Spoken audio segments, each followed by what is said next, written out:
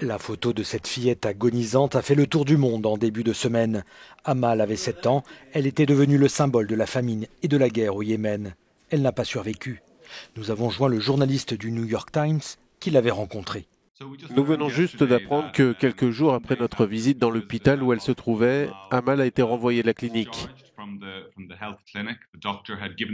Le médecin avait donné des instructions pour qu'elle soit envoyée à 25 km de là pour être soignée par Médecins sans frontières. Mais la mère a dit qu'elle n'avait tout simplement pas l'argent pour transporter son enfant. Comme beaucoup de Yéménites, les parents ont été absolument écrasés non seulement par la flambée des prix des denrées alimentaires, mais aussi par le prix du carburant, ce qui signifie que les pauvres ne peuvent pas se permettre d'emmener à l'hôpital même des enfants mourants.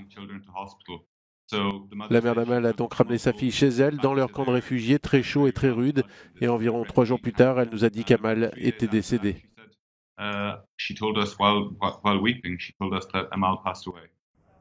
Vendredi, le secrétaire général des Nations Unies a lancé un nouvel appel au cessez-le-feu au Yémen pour permettre notamment l'acheminement de l'aide humanitaire dont le pays a besoin.